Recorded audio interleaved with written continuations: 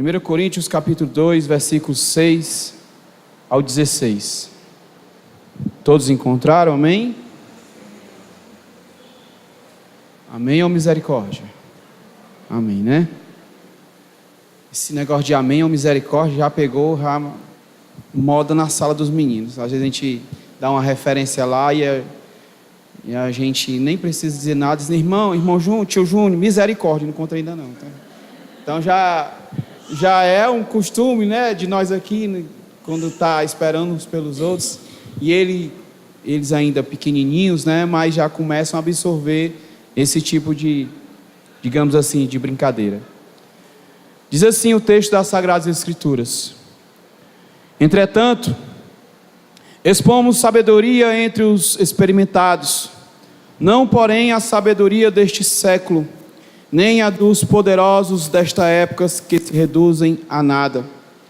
Mas falamos a sabedoria de Deus em mistério, outrora oculta, a qual Deus preordenou desde a eternidade para a nossa glória. Sabedoria essa que nenhum dos poderosos deste século conheceu, porque se a tivessem conhecido, jamais teriam crucificado o Senhor da glória. Mas como está escrito, nem olhos viram, nem ouvidos ouviram, nem jamais penetrou em coração humano o que Deus tem preparado para aqueles que o amam. Mas Deus nos revelou pelo Espírito, porque o Espírito a todas as coisas perscruta, até mesmo as profundezas de Deus. Porque qual dos homens sabe as coisas do homem, senão o seu próprio Espírito que nele está? Assim também as coisas de Deus, ninguém as conhece, senão o Espírito de Deus. Versículo 12. Ora, nós não temos recebido o Espírito do mundo, e sim o Espírito que vem de Deus, para que conheçamos o que por Deus nos foi dado gratuitamente. Disto também falamos, não em palavras ensinadas pela sabedoria humana, mas ensinadas pelo Espírito, conferindo coisas espirituais com espirituais. Ora, o homem natural não aceita as coisas do Espírito de Deus, porque lhes são loucura, e não pode entendê-las, porque elas se discernem espiritualmente. Porém, o homem espiritual julga todas as coisas, mas ele mesmo não é julgado por ninguém, pois quem conheceu a mente do Senhor, que o possa instruir? Nós, porém, temos a mente de Cristo. Eterno Deus e Pai, toda honra e toda glória, Senhor Deus, pertence e vem de Ti. Nós nessa noite nós estamos aqui mais uma vez, como mensageiros da Tua Palavra. E nessa noite, Paizinho querido, eu quero Te pedir perdão dos meus erros, dos meus pecados, mas eu me coloco à disposição de Ti, para edificação, Senhor Deus, da Tua igreja, para edificação, Senhor, dos meus irmãos. Que nessa noite, Paizinho querido, esses versículos que nós iremos explorar, que a gente possa tirar, Senhor Deus, instruções, para que nós sejamos uma igreja que cada vez mais possa glorificar e exaltar o Teu santo nome. É assim que nós oramos e Te damos graças por tudo, em nome de Jesus. Amém e amém. O título da minha ministração dessa noite é A Razão do Ser Humano e a Sua Incapacidade de Encontrar Deus. Queria começar a ministração dessa noite trazendo para a amada igreja um episódio que se passou ainda no Antigo Testamento. Um episódio que é conhecido pelo personagem que tinha uma paciência bem considerada, né? Que até as pessoas pegam e falam que você tem a paciência de Jó. E esse episódio ocorreu no livro de Jó, mais precisamente no capítulo 13, versículo 5, onde ele fala o seguinte: tomara vos calasseis de todo, que isso seria a vossa sabedoria. Mas o que é o que está sendo contextualizado nesse versículo? Nós sabemos que às vezes é muito mais sábio nós ficarmos calados. E aqui nesse episódio, contextualizando a igreja, trata-se de alguns comentários, onde seus amigos Elifaz, Bildade e Zofar fazem a Jó. Mas Jó percebeu que todos os seus comentários, todos os conselhos dos seus amigos, todas as suas críticas, todo o seu entendimento e a sua sabedoria que eles tinham, não ajudaria em nada. E por isso ele fala no versículo 5 do capítulo 13, isso que nós acabamos de falar: tomara vos calasseis de todo, que isso seria a vossa sabedoria, que seria muito mais sábio se eles ficassem calados, porque os seus conselhos eram totalmente inúteis. Em uma casa, durante muitos anos, um homem tinha um quadro na parede de sua casa, e nesse quadro estava pintado um peixe mordendo a isca em um anzol, e logo abaixo uma frase que dizia o seguinte: até um peixe não arrumaria encrenca se ficasse de boca fechada. E falando em encrenca, eu nas minhas reflexões, estou falando eu, não Paulo, creio que a igreja de Corinto foi uma igreja que deu tanto trabalho a Paulo, que foi necessário ele escrever 2 cartas. Sabe por que eu penso isso? Porque a igreja que estava em Corinto, ela tinha alguns fatores, como a sua localização, a sua etnia, a sua raça, a sua cultura pagã e o politeísmo, que dificultou mais ainda o evangelismo, dificultou mais ainda a consolidação daqueles que iam sendo salvos. Por isso que deram muito trabalho a Paulo e aos seus colaboradores que estavam lá labutando na obra do Senhor. Resumindo, a igreja de Corinto, ela estava no mundo como tinha de estar, mas o mundo estava na igreja como não devia estar. Isso é uma frase de um teólogo francês chamado James Moffat. Então, por que Corinto passou por tudo isso? Por que é que Corinto passou por tantos problemas? Uma das principais causas relatadas em todo o livro de 1 Coríntios é tratado relativo aos problemas comportamentais. E essa primeira carta que Paulo escreve, é uma carta que visa a reforma desse comportamento. O interessante que Paulo, mesmo na dificuldade que ele encontrou para poder evangelizar a cidade de Corinto e todos os seus problemas, ele foi obediente, ele não cedeu, muito pelo contrário, ele avançou, mesmo em fraqueza, temor e grande tremor, como está escrito no capítulo 2, versículo 3, ele foi fazer a obra na ocupada, orgulhosa e intelectual Corinto. E quando entramos nesse assunto de intelectualidade, algumas pessoas se acham orgulhosas e cheias de si, por serem pessoas intelectuais e eruditas. Todo aquele conhecimento que a pessoa adquire, torna-se o seu Deus, cria-se um trono dentro do seu coração, onde está lá no seu ego lá entronizado toda a sua intelectualidade e toda a sua erudição. Mas Paulo, desde o início do capítulo 2, ele defende com unhas e dentes que o caráter da sua pregação não se consiste em se achar o melhor ou o mais erudito. Ele não se deixa se exaltar por essas questões, mas o que prevalece no conteúdo das pregações de Paulo é o poder do Espírito Santo. Notem bem que Paulo não puxa a sardinha para o lado dele, deixa isso de lado e permite que o Espírito Santo possa operar na sua vida, através da sua vida, para a vida daquela igreja, demonstrando uma total dependência do Espírito Santo de Deus, para poder anunciar as boas novas. Sua pregação não estava embasada em achismos, embasadas em filosofias mundanas, humanas, mas a sua pregação estava embasada no poder do Espírito Santo de Deus.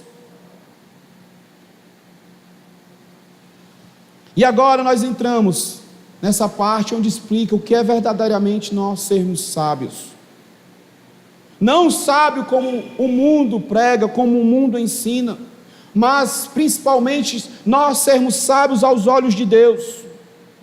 Preste muito bem atenção que eu não estou descartando todo o ensino científico, todo o ensino pedagógico, todo o ensino tecnológico, etc.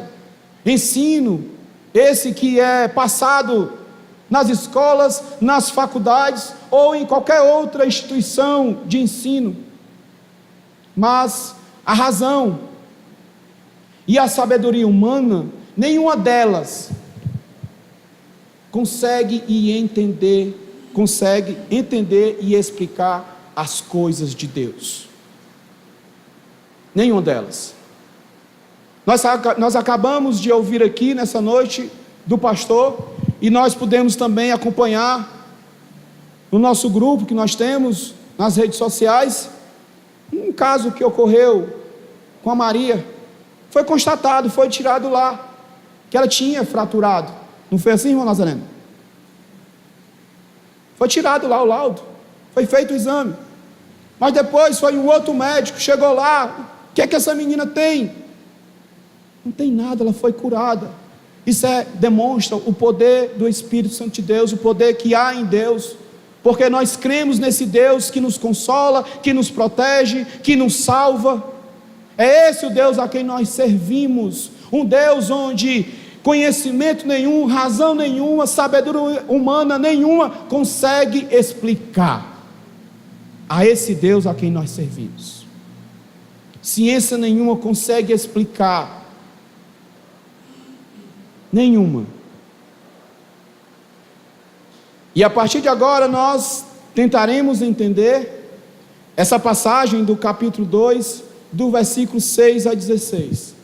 Para a gente ter uma compreensão melhor, eu dividi esses 16 versículos em 4 partes, para que dessa forma, por ser um texto um pouquinho longo, nós possamos ter uma compreensão textual da melhor maneira.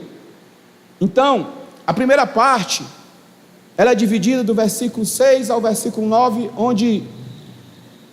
onde tem como subtítulo: a origem do Evangelho não vem da sabedoria humana. Então diz o seguinte, acompanhe conosco em nome de Jesus. Entretanto, expomos sabedoria entre os experimentados, não porém a sabedoria deste século, nem a dos poderosos desta época, que se reduzem a nada, mas falamos a sabedoria de Deus em mistério, outrora oculta, a qual Deus pré-ordenou desde a eternidade, para a nossa glória.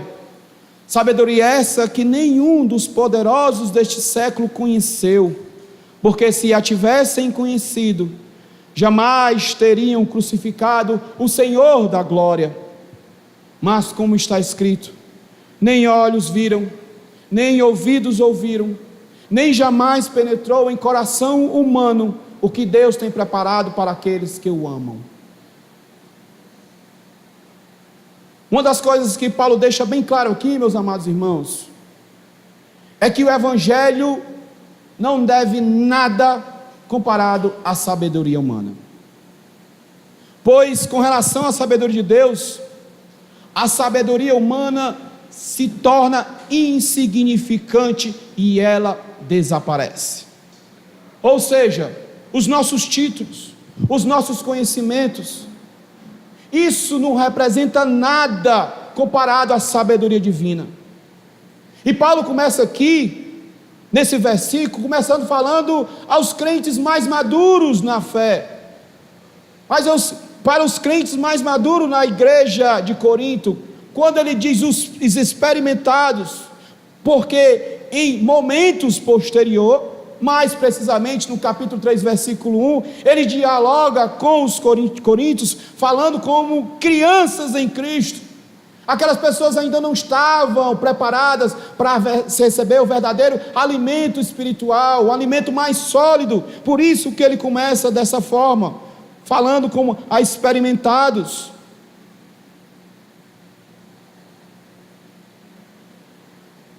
O interessante é que quando Paulo ele se dirige a esses irmãos, dizendo como experimentados, isso não os livra de eles serem imperfeitos. Não queria dizer que eles eram experimentados e perfeitos. Não existe perfeição. A gente sabe quem é perfeito. Então, para esses irmãos que são experimentados, são maduros na fé, ele não está ensinando uma sabedoria humana, porque a sabedoria humana ela passa, ela é perecível, ela é temporal. E quando eu falo em coisa assim, sabedoria temporal, isso vem na minha cabeça agora, não sei por que veio, mas vou falar. Eu me lembro muito bem que tudo muda, nosso organismo muda, as bactérias mudam. Eu me lembro que antigamente, quando a gente ficava doente, a mãe da gente dava um antibiótico chamado, olha aí o nome aí, meracilina, é o novo. Hoje em dia, são outras drogas que combatem esses tipos de bactérias, de anticorpos, de vírus, porque as coisas mudam. E isso aqui mostra, Paulo falando isso aqui, mostra que realmente a sabedoria humana, ela é perecível, ela passa, ou seja, se reduz a nada. E ele ainda complementa, e aqui a gente pode ter o texto ser um pouco, zombar um pouco, como é que eles têm tanta sabedoria, como é que eles dizem ter tanta sabedoria, e mesmo assim crucificaram a Cristo? Se eles tinham tanta sabedoria, como se dizem ter, eles não teriam crucificado a Cristo. Mas aquilo era um mistério por parte de Deus, era algo que já estava pré-estabelecido desde a criação do mundo, era um mistério que em outro momento estava oculto, mas que agora, a partir desses versículos, ele fala que está acessível a todos nós. E quando aqui do grego mistério, ele quer dizer segredo, revela-se a segredo, não algo místico ou algo pagão, porque a gente sabe que naquela época, na igreja de Coríntios, tinha muitos gnósticos também envolvidos naquele meio. Então aqui no grego, o texto, a tradução principal de mistério, é segredo, aquilo que estava oculto. Os planos de salvação estavam ocultos no Antigo Testamento, mas que a partir de agora, no Novo Testamento, tinha sido revelado. Está revelado na palavra de Deus, que é Cristo Jesus nosso Senhor. E como eu falei anteriormente, essa revelação de Deus já estava pré-ordenada, como ele fala no texto, desde a eternidade, mas que agora está disponível a todos nós. Todos têm conhecimento de Cristo. Ele é o Filho de Deus que morreu por todos nós, mas somente aqueles que o receberam serão chamados de filhos de Deus. E quando eu falo aqui, esse texto que onde fala que o Evangelho está disponível a todos, eu me lembro muito bem que, acho que na ceia do mês passado, eu tinha até comentado com o pastor Samuel, sobre uma grande empresa tecnológica que estava querendo comprar satélites, para alcançar aqueles povos, aquelas pessoas, aquelas tribos, onde não tem acesso à internet, e essas pessoas, essas tribos, tendo acesso à internet, consequentemente, vão ter acesso à informação, e com a informação, com certeza, pode ir inserindo a palavra de Deus. Sim ou não? Então, vai estar acessível a todos. Todos estão em conhecimento. Todos um dia vão ter conhecimento que existiu um ser humano que veio à terra, chamado de Jesus Cristo, Filho de Deus, que morreu para salvar toda a humanidade. Amém? Então, só para reforçar isso que Paulo estava falando a respeito desse mistério que estava oculto, lá em Efésios, abra comigo por favor, só para reforçar, Efésios capítulo 3, versículo 8 e 9 diz o seguinte: a mim, o menor de todos os santos, me foi dado essa graça de pregar aos gentios o evangelho das insondáveis riquezas de Cristo e manifestar o qual seja a dispensação do mistério desde os séculos, oculto em Deus que criou todas as coisas. Aquilo que estava oculto em Deus, esses homens, apóstolos, homens que escreveram o evangelho, eles tiveram esse propósito, essa missão, esse privilégio de que aquilo que estava oculto ser manifestado. E para concluir essa parte, essa primeira parte, Paulo conclui no versículo 9 uma passagem que faz referência ao livro de Isaías, capítulo 64, versículo 4. E é interessante aqui a gente saber separar as coisas, porque algumas pessoas mais espirituais tentam distorcer um pouco o verdadeiro sentido dessa passagem. Algumas pessoas tentam espiritualizar a Bíblia além da conta, e elas acham que essa passagem está se referindo ao céu, às coisas celestiais, mas Paulo faz aqui uso de 3 elementos do corpo humano: dos olhos, do ouvido e do coração.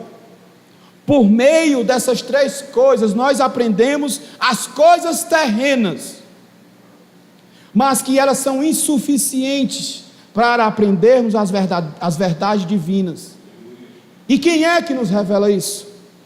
Quem é que pode nos revelar isso? Quem é que revelou isso a mim, revelou a você?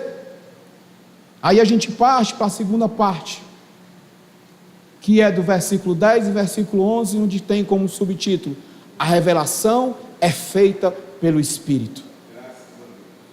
Diz o seguinte: mas Deus nos revelou pelo Espírito, porque o Espírito a todas as coisas perscruta, até mesmo as profundezas de Deus. Porque qual dos homens sabe as coisas do homem, senão o seu próprio Espírito que nele está?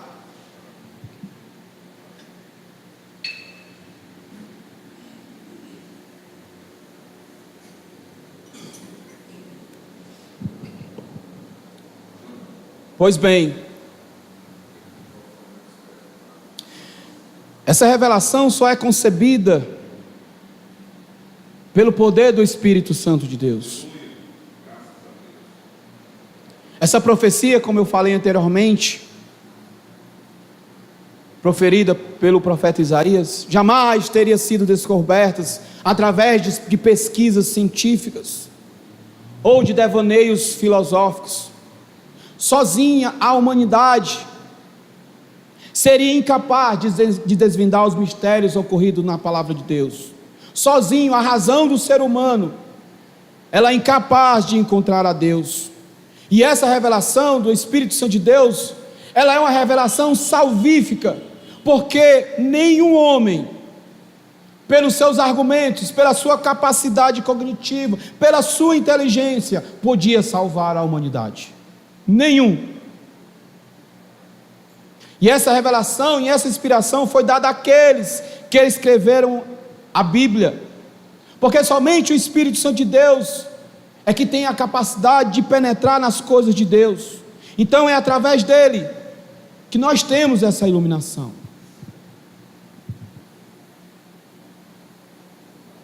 Tudo que tinha para ser revelado já foi revelado, está contido nas Sagradas Escrituras. Tudo que tinha de ser registrado está aqui. Não tem mais a necessidade do ser humano, da razão humana, do intelecto humano, querer acrescentar um tio sequer. Tudo foi revelado aqui.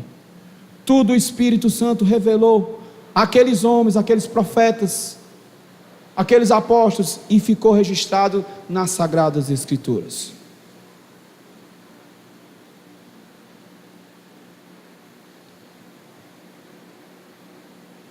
Somente o Espírito do homem é que pode saber as coisas do homem. Somente o seu Espírito que pode saber as coisas do seu Espírito. Eu não sei o que é que o pastor Samuel está pensando. Eu não sei o que a Camila está pensando. Eu não sei o que é que o irmão Nazareno está pensando. Aqui não tem nenhum Chico Xavier. Nem tampouco nós somos adeptos do kardecismo, para querer saber o que é que a outra pessoa pensa.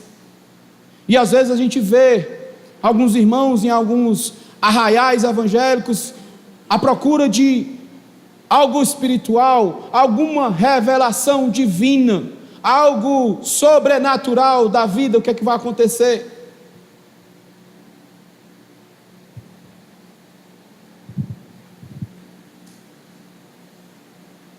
Somente o Espírito Santo de Deus, ele pode saber as coisas de Deus. E aqui a gente parte para a terceira parte, onde do versículo 12 e 13, onde diz o seguinte: nós não temos o espírito do mundo. Glória a Deus. Nós não temos o espírito do mundo. Ora, nós não temos o recebido espírito do mundo, e sim o espírito que vem de Deus, para que conheçamos o que por Deus nos foi gratuitamente dado. Disto também falamos, não em palavras ensinadas pela sabedoria humana, mas ensinadas pelo Espírito, conferindo coisas espirituais com espirituais. Aqui, quando Paulo começa a falar o pronome nós, não se refere somente aos apóstolos que escreveram no Novo Testamento, mas também abrange todos aqueles que escreveram as Sagradas Escrituras. Tanto os profetas do Antigo Testamento, como os apóstolos, eles receberam o Espírito Santo de Deus e puderam realmente comunicar as verdades profundas vindas da parte de Deus. Sem esse canal, digamos assim, seria impossível ter nas nossas mãos essas verdades. Verdades essas que foram relatadas em algumas passagens, fazendo menção aos escritos do Antigo Testamento e que foram registrados no Novo Testamento e que agora estão em nossas mãos ao longo dos séculos. O que eu quero dizer é que mesmo os irmãos que foram inspirados, que escreveram as Sagradas Escrituras, os textos do Novo Testamento, mesmo aqueles irmãos estavam falando e tendo em mãos alguns textos que tinham sido escritos no Antigo Testamento. E nós, povo dessa época, que fomos salvos, nós temos esse privilégio de ler essas duas partes, porque foi passada de geração em geração, e tanto o Antigo como o Novo Testamento, ambas foram inspiradas pelo Espírito Santo de Deus. O Espírito foi o canal para poder passar para esses homens, profetas, para esses apóstolos, a verdade vinda de Deus. Depois desse processo de revelação, Paulo agora retrata do processo inspirativo. E Paulo mais uma vez aqui coloca a sabedoria humana de nada. Sabedoria nesses versículos aqui, sabedoria divina 10, sabedoria humana 0. É uma goleada aqui, colocando goela abaixo, que verdadeiramente nós não somos nada. Sabedoria humana diante da sabedoria de Deus não é nada. E muitas pessoas se ostentam por ter esse conhecimento, e isso é um grande erro, porque diante de Deus nós somos todos iguais. Não há uma hierarquia, quem é mais espiritual ou menos espiritual. E algumas pessoas de culturas pagãs que existiam naquela época achavam que existia uma hierarquia, é o guru, é o mais espiritual, tem que respeitar, tem que ter cuidado ao falar, opa, não toca nele. Infelizmente, no nosso mundo evangélico moderno, alguns homens que se dizem de Deus chamaram para si alguns dessas, digamos assim, meninices espirituais.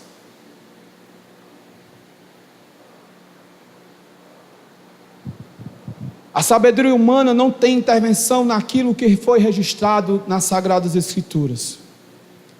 E você pode muito bem nessa noite estar aí questionando com seu tico e teco. Mas irmão Júnior, você acabou de nos falar que a revelação, a palavra de Deus foi escrita por várias pessoas.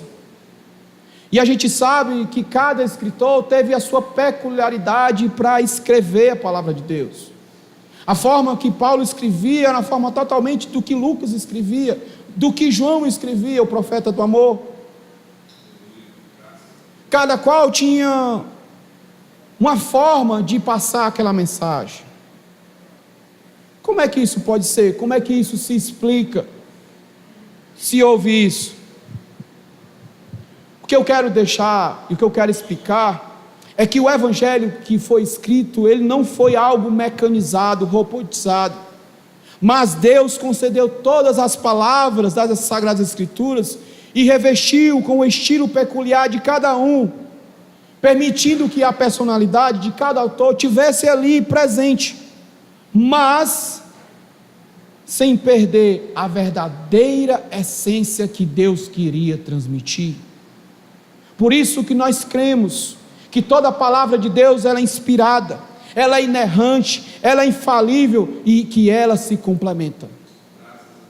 Por conta disso, pelo fato de ter escrito por pessoas A, B ou C, mas o conteúdo, a essência principal, Jesus Cristo, que é o centro das Sagradas Escrituras, não foi colocado de lado. Ele foi, ele é e será sempre o centro das Sagradas Escrituras.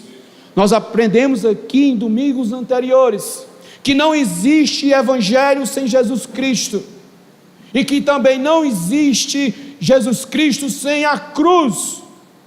Não se pode separar isso.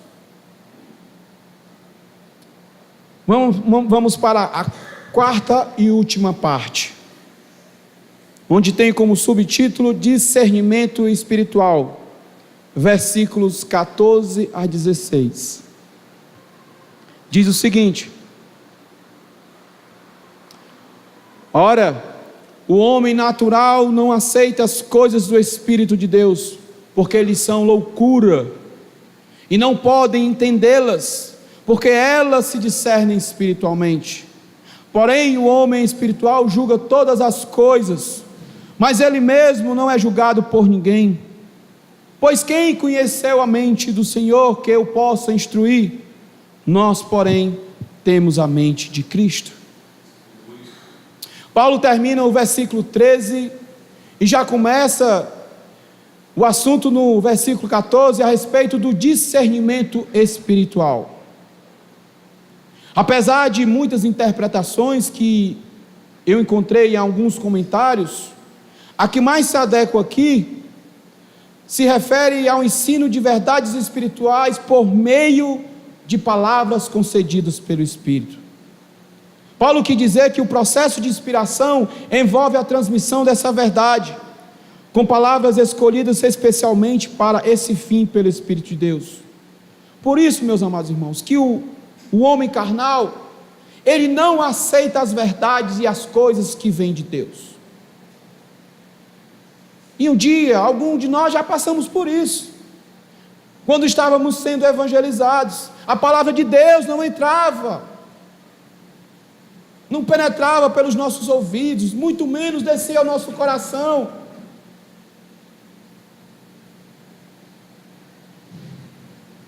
Nós éramos homens carnais e não queríamos aceitar essas verdades.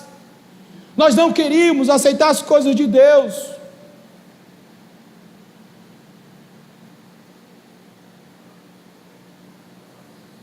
Mas hoje, para a honra e glória do Senhor, nós temos esse discernimento.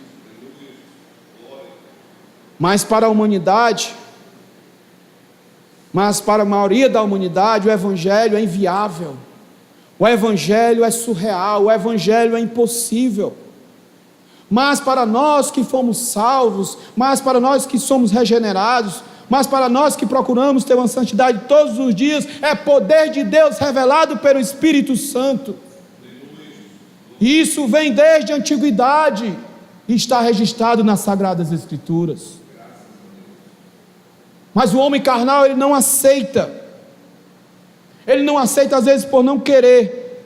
Não é somente uma questão racional, mas principalmente espiritual. Explicando aqui de maneira mais fácil, de uma maneira mais simplificada, tinha um pastor batista de 52 anos, 52 anos de ministério, 20 livros lançados, Vance Havner. Ele diz o seguinte: o cristão sábio, preste muito bem atenção, o cristão sábio não perde tempo tentando explicar o plano de Deus a homens irregenerados. Seria o mesmo que lançar pérolas aos porcos. Seria como descrever o pôr do sol a um cego, ou discutir física nuclear com uma estátua da praça. O homem natural não consegue captar tais coisas. É mais fácil pegar um raio de sol com um anzol do que aprender a revelação de Deus sem a ajuda do Espírito Santo e por ele instruído. Tudo isso é inteiramente estranho. Ter um doutorado, nesse caso, não ajuda em nada. O diploma poderia muito bem ser considerado um atestado de ignorância. O que esse pastor quer dizer? Mais uma vez, que todo o nosso conhecimento, intelecto, o cara pode ser graduado, pode ter mestrado, pode ter especialização, pode ser doutorado, PhD, o que for, mas ele não consegue entender o segredo, o que está registrado nas Sagradas Escrituras, os mistérios que estão registrados lá. Se essa pessoa não for inspirada, não tiver o Espírito Santo de Deus, ela patina, não sai de canto nenhum. Pode ter o diploma que for, sem a ajuda do Espírito Santo de Deus, nós não somos nada, nós não conseguimos entender as Sagradas Escrituras. Deus não pode ser conhecido através da sabedoria humana. A gente sabe que o Espírito sopra onde Ele quer, a quem Ele decide se revelar. Por isso que às vezes é loucura. Por isso que até às vezes nós mesmos ficamos surpreendidos com algumas pessoas que a gente tinha por, digamos assim, não tem mais jeito, mas um dia está lá, mudada, transformada. Por quê? Porque o Espírito Santo de Deus sopra onde Ele quer, e Ele faz do jeito que Ele quer. É o Espírito Santo.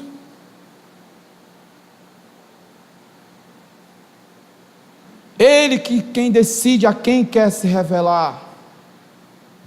E a partir do momento que Ele se revela para esse ou para aquela, as pessoas começam a entender o projeto, o propósito de salvação para a humanidade. Começa a compreender e ter sede pelas coisas de Deus. Porque toda palavra é inspirada por Deus, inspirada pelo Espírito. E a pessoa começa a ser guiada pelo caminho correto que deve percorrer. Para a gente finalizar, eu tenho aqui uma ilustração que eu achei muito interessante. E qualquer semelhança é mera coincidência, tá?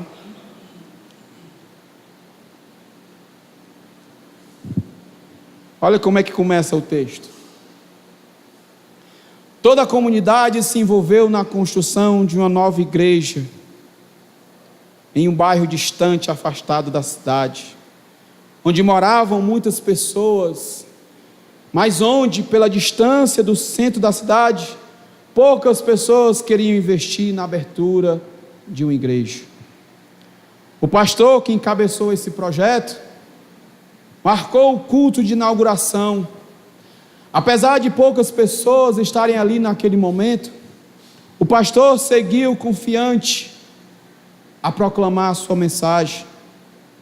De repente ele enfia a mão no bolso e tira a fechada, a levanta, dizendo às pessoas que estavam ali: eu tirei do meu bolso algo muito valioso e que está aqui em minha mão. Alguém tem ideia do que é? Perguntou o pastor para a igreja.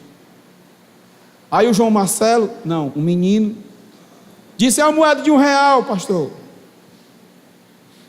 Não, é algo muito mais valioso do que uma simples moeda. E tem mais. Quem acertar vai ganhar esse precioso item que está em minhas mãos. Outra pessoa lá no fundo diz assim: é uma cédula de R$100. Não, é bem mais valioso que uma cédula de R$100, disse o pastor.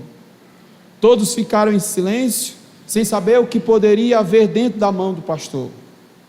E o pastor assim: eu vou dar uma dica para vocês. Aquilo que está em minhas mãos é algo muito poderoso. É capaz de matar a fome de muitas pessoas, de movimentar a economia, de gerar empregos, prosperidade na vida dos irmãos, das pessoas. Isso pode gerar incontáveis bênçãos se for bem usado. Sabem o que é agora? E um jovem rapaz levanta uma das mãos e diz: é uma semente. E o pregador abre a mão e mostra para a sua pequena plateia uma pequena semente de milho. O rapaz então é convidado a ir à frente para retirar seu prêmio. E o pastor continua a mensagem dizendo o seguinte: esta pequena igreja, da qual vocês fazem parte, e que hoje se inaugura nesse bairro distante, é como essa semente de milho. Se todos nós cuidarmos dessa semente, investir tempo nela, colocarmos os nossos esforços e talentos para fazê-la germinar e crescer, ela irá gerar com o tempo muitos frutos abençoadores, capazes de transformar a cada um de nós, transformar este bairro, esta cidade. Por isso, plantem essa semente, façam com que ela brote e gere vida. Todos aplaudiram a sabedoria do pastor e louvaram a Deus por poderem ser comparados como sementes nas mãos de um Deus abençoador. Para a gente concluir,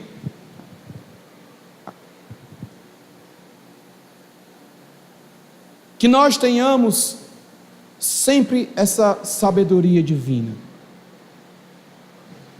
porque a sabedoria humana, em sua maior parte, ela é uma sabedoria que visa bens materiais, é somente o aqui, o agora. A pessoa comum julga as coisas de uma perspectiva física e material, mas nós que somos crentes e recebemos o Espírito de Deus e possuímos a mente de Cristo, somos capazes de tomar decisões acertadas, assertivas a respeito das questões da vida. Nós não só pensamos no aqui e agora, mas nós pensamos na eternidade. Nós não pensamos somente nessa pátria terrena, mas na celestial que há de vir. Nós não pensamos somente no nosso umbigo, mas também daqueles que estão do nosso lado passando por necessidades. Nós não pensamos que somos alguma coisa porque temos títulos. mas porque podemos usar o poder que há na palavra de Deus. Nós não somos como essas pessoas do mundo. Nós temos o Espírito de Deus e nós temos a mente de Cristo. Para finalizar, eu queria deixar um versículo para a amada igreja. Da mesma forma como eu comecei, como pano de fundo, pelo livro de Jó, eu queria concluir a ministração dessa noite por lá também. Onde no início estava tendo um diálogo entre os teus 3 amigos e ele. E toda aquela sabedoria que aqueles amigos tinham, queria consolar a Jó. Mas Jó tinha na sua consciência a qual Deus ele servia. E é interessante como ele diz aqui, no capítulo 12, versículo 12 e 13, ele diz o seguinte: está a sabedoria com os idosos, e na longevidade o entendimento? Ou seja, será que uma pessoa mais velha é mais sábia? Olha o que ele responde: não, com Deus está a sabedoria e a força, Ele tem conselho e entendimento. Louvado seja o nome do Senhor. Vamos orar a Deus em nome de Jesus. Eterno Deus e Pai, toda honra, toda glória pertence a Ti, Senhor. Nós Te damos graças, ó Deus, porque nós aprendemos nessa noite, Paizinho querido, que os nossos títulos, a nossa sabedoria, o nosso conhecimento, o nosso intelecto, o nosso cognitivo, Senhor Deus, não é nada comparado à sabedoria divina, Paizinho querido.